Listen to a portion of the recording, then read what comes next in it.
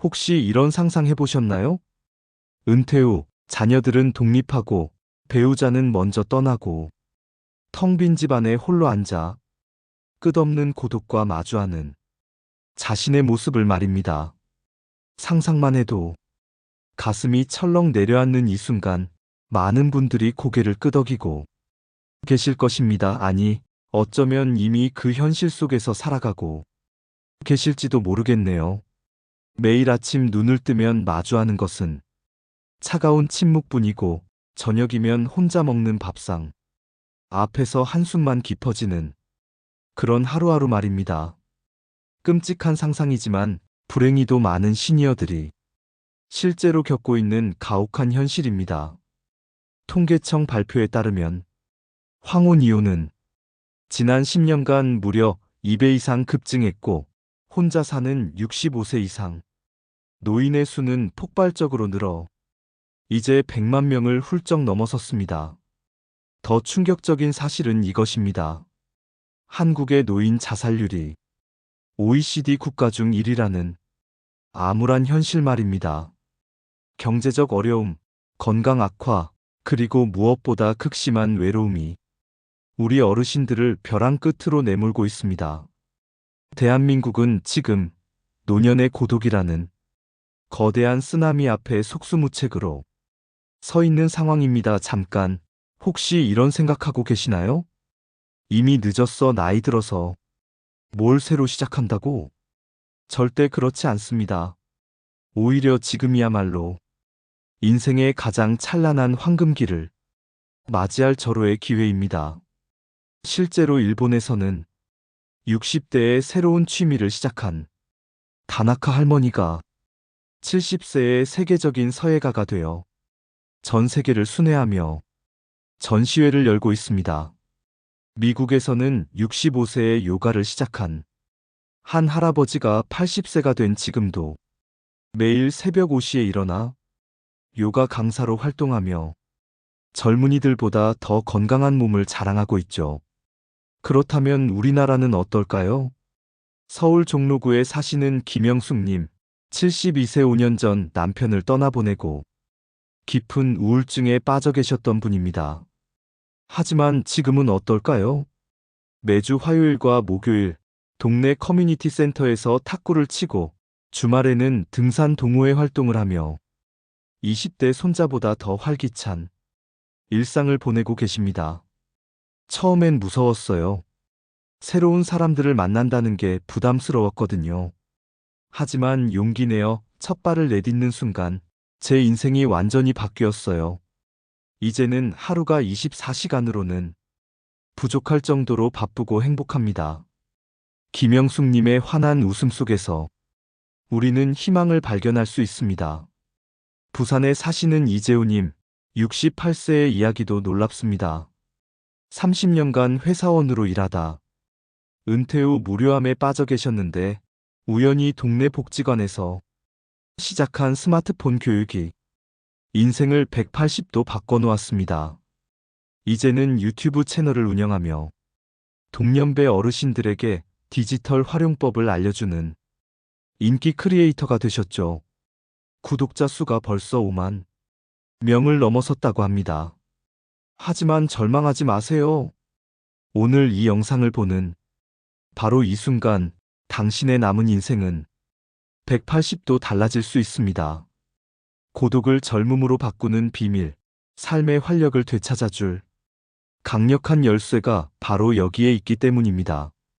그 비밀은 바로 사회적 연결입니다. 하버드 대학교에서 80년간 진행한 행복에 관한 연구에서 놀라운 사실이 밝혀졌습니다. 돈도 명예도 건강도 아닌 바로 좋은 인간관계가 행복한 삶의 가장 중요한 요소라는 것입니다. 특히 노년기에는 이 사회적 연결이 단순히 행복을 넘어 생존과 직결된다는 충격적인 연구 결과도 있습니다. 외로움은 하루에 담배 15개비를 피우는 것과 같은 수준으로 우리 몸에 해롭다고 합니다. 면역력을 떨어뜨리고 치매 발병률을 높이며 심혈관 질환의 위험을 2배 이상 증가시킵니다. 반대로 활발한 사회적 관계를 유지하는 사람들은 그렇지 않은 사람들보다 평균 7년 더 오래 살고 삶의 만족도도 현저히 높다는 연구 결과가 있습니다. 그렇다면 어떻게 이런 사회적 연결을 만들어갈 수 있을까요? 첫 번째, 지역 커뮤니티에 적극적으로 참여하세요. 동네 주민센터나 복지관에서 운영하는 프로그램들을 확인해 보시기 바랍니다. 서예, 수채화, 요가, 댄스 등 다양한 강좌들이 여러분을 기다리고 있습니다. 처음에는 어색할 수 있지만 같은 관심사를 가진 사람들과 만나다 보면 자연스럽게 친목이 형성됩니다. 두 번째, 자원봉사 활동에 참여해 보세요. 도서관에서 책 읽어주기, 독거노인 도시락 배달, 환경 정화 활동 등 의미 있는 일에 참여하면서 동시에 좋은 사람들과 인연을 맺을 수 있습니다. 누군가에게 도움이 된다는 뿌듯함은 덤으로 얻는 큰 선물이죠. 세 번째, 디지털 세상에도 발을 들여보세요. 스마트폰과 인터넷이 어렵다고 포기하지 마시고 차근차근 배워보시기 바랍니다. 카카오톡으로 자녀, 손자녀들과 소통하고 유튜브로 취미 생활을 즐기며 온라인 모임에도 참여할 수 있습니다. 디지털 문맹이 아닌 디지털 활용자가 되어보세요. 네 번째, 평생학습에 도전해보세요. 나이가 들었다고 배움을 멈출 이유는 없습니다. 대학교에서 운영하는 시니어, 대학, 평생교육원의 다양한 강좌들이 여러분의 지적 호기심을 충족시켜 줄 것입니다. 새로운 지식을 배우면서 만나는 동료 학습자들과의 우정은 인생의 새로운 활력소가 될 것입니다. 다섯 번째, 운동과 건강 관리를 통한 사회적 네트워크를 구축하세요. 동네 체육관의 실버 요가 클래스, 공원에서 하는 아침 운동 모임, 등산 동호회 등에 참여해 보세요. 건강도 챙기고 친구도 사귈 수 있는 일석이조의 효과를 누릴 수 있습니다. 여기서 중요한 것은 첫걸음을 내딛는 용기입니다. 많은 분들이 나이 들어서 새로운 사람들과 어울리기 어려워 젊은 사람들이 날 어떻게 볼까봐 걱정돼 라고 하시지만 이는 잘못된 편견입니다. 실제로 시니어들이 적극적으로 사회활동에 참여하는 나라들을 보면 세대 간 갈등이 줄어들고 사회 전체의 활력이 증가한다는 연구 결과가 있습니다. 여러분의 경험과 지혜는 젊은 세대에게도 큰 도움이 되고 반대로 젊은 세대의 에너지와 새로운 아이디어는 시니어들에게 활력을 불어넣어 줍니다. 실제 사례를 하나 더 소개해 드리겠습니다. 대구에 사시는 박미경님, 69세 코로나19로 인해 더욱 고립감이 심해지셨던 분인데 작년에 동네 도서관에서 시작한 책 읽는 할머니 프로그램에 참여하게 되셨습니다.